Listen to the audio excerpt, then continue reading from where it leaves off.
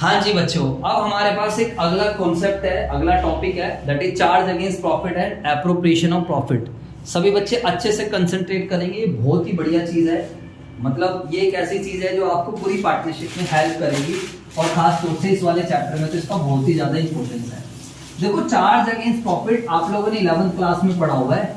Charge against profit को मैं अपनी लैंग्वेज में बोलता हूँ जो देना ही देना है, चाहे प्रॉफिट हो या ना हो, उसको हम क्या बोलते हैं मेरे बेटा? Charge against profit. और दूसरी चीज क्या होती है बच्चों? एक होता है एप्रोप्रिएशन ऑफ प्रॉफिट। क्या है मेरे बच्चों? Appropriation of profit. बट ये चार्ज अगेंस्ट प्रॉफिट नाम से ही पता चल रहा है, चार्ज। इधर देख लो, जो आप हमेशा फर्म के पॉइंट ऑफ व्यू से सोचोगे, जो देना ही देना है, जो देना ही देना है, चाहे प्रॉफिट हो या ना हो, चाहे प्रॉफिट हो या ना हो, उसको हम क्या बोलेंगे बेटा? Charge against profit. And what is appropriation of profit? बताओ, what is appropriation of profit? अगर प्रॉफिट है तो देंगे, अदरवाइज नहीं। समझ में आई बात नहीं? उसको हम क्या बोलते हैं? Appropriation of profit. समझ में आई बात? जैसे आप लोगों ने 11th क्लास में पढ़ा था, यार हमने किसी से लोन लिया है, हमने क्या करा है? किसी से लोन लिया। अबे लोन लिया है तो इंटरेस्ट देना ही पड़ेगा। मैं बैंक वालों को ये तो नहीं कह सकता ना कि भाई लोन लिया है, मेरा काम धंधा नहीं चल रहा, तेरे को इंटरेस्ट नहीं दे सकता। बैंक वालों को इस बात से कोई मतलब है नहीं। मेरे घर में जितनी मर्जी दिक्कत हो जाए, बिजनेस चले या ना चले, लेकिन हमें उसको देना ही पड़ेगा। बिल्डिंग का रेंट है, बिल्डिंग का क्या है? रेंट है। मैंने ये बिल्डिंग किराए पे ली है, मार्च के महीने में हमारे पास कमाई नहीं होती, फॉर एग्जांपल अप्रैल में, मान लो एक साल में कोई बच्चा ही ना आए, तो मुझे बताओ क्या मुझे इनको पैसे देने पड़ेंगे या नहीं देने पड़ेंगे? That is the meaning of charge against. जितने भी वो आइटम जो प्रॉफिट एंड लॉस अकाउंट के डेबिट में जाते थे, जो आपने क्लास 11th में देखा था, वो सभी आइटम जो कौन से अकाउंट में जाते हैं? चाहे debited to profit and loss account, उसको हम कहां डालते हैं मेरे बच्चों? बताओ, उसको हम क्या बोलते हैं? Charge against profit. Sir appropriation का एग्जांपल है इंटरेस्ट ऑन कैपिटल। एप्रोप्रिएशन का एग्जांपल क्या है? Interest on capital. अब बताओ, मालिक है, मालिक ने क्या कर रखा है? बिजनेस में क्या कर रखा है? पैसा लगाया हुआ है। याद करो बेटा, मालिक ने बिजनेस में पैसा लगाया हुआ है। अब बताओ, बिजनेस इसको इंटरेस्ट कब देगा? बिजनेस क्या हर हाल में इंटरेस्ट देगा? नहीं। बिजनेस इंटरेस्ट तभी देगा जब फर्म को प्रॉफिट होगा। अगर फर्म के पास प्रॉफिट ही नहीं है, फर्म कहां से? समझ में आया? तो ये सब कुछ एप्रोप्रिएशंस हैं। जैसे कुछ डिविडेंड हो गया, प्रॉफिट है तभी हम देंगे, अदरवाइज नहीं देंगे। उसके अलावा खैर डिविडेंड तो कंपनी के केस में आता है, इसे समझाने के लिए वो सारे आइटम जो पार्टनर से रिलेटेड हैं, तो पार्टनर्स का इंटरेस्ट ऑन कैपिटल हो गया, पार्टनर्स की सैलरी हो गई है, पार्टनर्स की कमीशन हो जाता है मेरे बच्चों। ये हम 12th क्लास में डिस्कस करेंगे। इसको हम क्या बोलते हैं बच्चों? बताओ।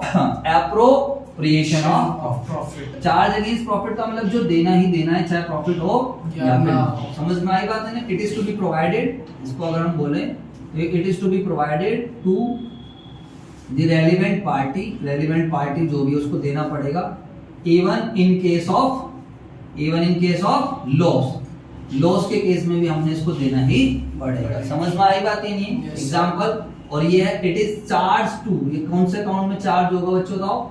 It is charge to profit and loss account. और जितने भी हमारे पास एप्रोप्रिएशंस हैं वो कहां पर चार्ज होते हैं? इट इज चार्ज टू कौन से अकाउंट में, हम अगली क्लास में समझेंगे और एक अलग से अकाउंट बनाना सीखेंगे जिसका हम क्या नाम देंगे? Profit and loss appropriation. आई बात समझ में नहीं? जल्दी से बताओ। तो ये कौन से अकाउंट में जाएगा? Profit and loss appropriation. समझ में आया? प्रायोरिटी की अगर हम बात करें तो ऑब्वियस सी बात है, बताओ कौन से पहले आएगा? ऑब्वियस सी बात है, इट इज ट्रीटेड फर्स्ट। ये पहले इसका ट्रीटमेंट करते हैं। अरे जवाब दो यार। It is allowed before appropriation of profit. It is allowed before appropriation of profit. तो जैसे हम लड़कियों को प्रसाद देते हैं पहले, बोलो हाँ है ना, बाद में लड़कों को चीजें मिलती हैं, समझ रहे हो? तो एक तरीके से ही होगा, पहले हम चार्ज निकाल लेंगे, उसके बाद फिर हम क्या करेंगे? एप्रोप्रिएशन। समझ में आई बात या नहीं? Yes sir. तो ये है it is allowed after before नहीं है, आफ्टर चार्ज अगेंस्ट प्रॉफिट। ये चार्ज अगेंस्ट प्रॉफिट के बाद क्या करना पड़ेगा बेटा? अलाउड। इसके एग्जांपल बताओ। एग्जांपल काफी सारे हैं, वो सारे आइटम जो P&L के डेबिट में डालते थे, बट यहाँ पर आप याद रख सकते हो इंटरेस्ट ऑन लोन है, एम्प्लॉय की सैलरी है, लोन, हाँ रेंट है, रेंट पेबल टू पार्टनर। कई बार ऐसा होता है कि पार्टनर की बिल्डिंग यूज कर रहे हैं, हम पार्टनर की बिल्डिंग यूज करके फर्म चला रहे हैं, तो ऐसा थोड़ी है कि हम पार्टनर को मना कर देंगे कि तुझे रेंट नहीं देंगे। पार्टनर कहेगा भाई मैं पार्टनर हूँ, बट पार्टनरशिप कैपेसिटी में कैपिटल मत दो, इंटरेस्ट ऑन कैपिटल मत दो, मुझे मेरी सैलरी मत दो, बट बिल्डिंग जो आप यूज कर रहे हो इस बिल्डिंग का तो क्या करना पड़ेगा, क्योंकि अगर बिल्डिंग मैं नहीं देता, खुद कॉमन सेंस लगाओ, अगर बिल्डिंग मैं नहीं देता तो बिल्डिंग हम कहीं किसी और से लेते रेंट पे, अरे बोलो भाई यस सर, उसको भी तो देनी पड़ती। तो ऐसे पार्टनर कहता भाई मैंने लोन दे रखा है, मैंने क्या दे रखा है, लोन मैंने एज आउटसाइडर बन के दिया, मुझे आपको मुझे क्या करना पड़ेगा, इंटरेस्ट देना पड़ेगा। तो मैं अगर कभी भी आपसे पूछूं, इस बात को आप हमेशा ध्यान रखना, मैं कभी भी आपसे पूछूं चार्ज अगेंस्ट प्रॉफिट और एप्रोप्रिएशन ऑफ प्रॉफिट, तो आप मुझे बस इतना जवाब दे देना कि चार्ज अगेंस्ट प्रॉफिट का मतलब जो देना ही देना है, चाहे प्रॉफिट हो या ना हो, एंड एप्रोप्रिएशन ऑफ प्रॉफिट का मतलब प्रॉफिट होगा तब देंगे, अदरवाइज नहीं देंगे। समझ में आई बात ये? यस सर, जवाब दो। Yes sir. और एप्रोप्रिएशन के एग्जांपल ये interest on capital, salary, commission वगैरह। It is to be provided, इसको आप चाहो तो ऐसे लिख सकते हो, it is to be provided only in case of profits. एक तरीके से डिस्ट्रीब्यूशन है, it is just like a distribution of profit, it is just a distribution of profit in various types by different name। Profit को अलग अलग नामों से बांटना, वही मेरे दोस्तों क्या है, एप्रोप्रिएशन ऑफ प्रॉफिट है। समझ में आ गई बात? Yes sir. इसके बाद हमारे पास एक छोटा सा टॉपिक है इंटरेस्ट ऑन लोन, और इसमें मुझे नहीं लगता कुछ भी समझाने वाली बात है, this is pure common sense.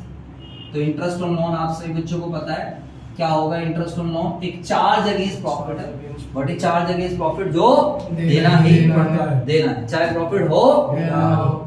देखो मेरी हिंदी वाली बातें बहुत ध्यान रखना, that will make you strong, वो आपको कॉन्सेप्चुअली स्ट्रॉन्ग बनाएंगे। अब इंटरेस्ट ऑन लोन निकालना यार बच्चों वाली चीज है, आपने लोन जिस डेट पे लिया है, जितने दिन यूज करा है, उतने दिन का इंटरेस्ट निकाल दो। अरे बोलो यस सर। जैसे आप 11th में डेप्रिसिएशन करते थे, आपने एसेट यूज करी 6 महीने यूज करी तो 6 महीने, 10 महीने यूज करी तो 10 महीने, 12 महीने यूज करी तो 12 महीने। समझ में आई बात? Yes sir. लेकिन रेट के साथ अगर पर एनम वर्ड गिवन है, रेट के साथ कौन सा वर्ड गिवन है, पर एनम, तो हम इन टाइम कंसीडर करेंगे, तो हम क्या करेंगे, टाइम करेंगे, अदरवाइज हम टाइम कंसीडर नहीं करेंगे। समझ में आई बात या नहीं? अभी अकाउंटिंग छोड़ देना, अकाउंटिंग अगली क्लास में बता दूंगा। और इलस्ट्रेशन नंबर 3 ट्राई कर लेना, इंटरेस्ट ऑन लोन देना ही देना होता है, खाली कैलकुलेशन करके ले आना। इलस्ट्रेशन नंबर 4, इलस्ट्रेशन नंबर 5, ठीक है बच्चों लोग। अगली क्लास में हम इंटरेस्ट ऑन लोन की अकाउंटिंग अच्छे से डिस्कस करेंगे और साथ में और भी टॉपिक करेंगे। हो सकता है अगली क्लास में हम P&L एप्रोप्रिएशन अकाउंट स्टार्ट कर दें। समझ में आया? अरे बोलो। बाकी आपके पास नोट्स होंगे, और उस नोट्स में इंटरेस्ट ऑन लोन के रिगार्डिंग अगर मैंने 2-4 बातें लिखवा रखी होंगी या लोन के रिगार्डिंग, तो उसको क्या कर लेना, कॉपी कर लेना। मिलते हैं आपसे नेक्स्ट क्लास में, ठीक है? Thank you.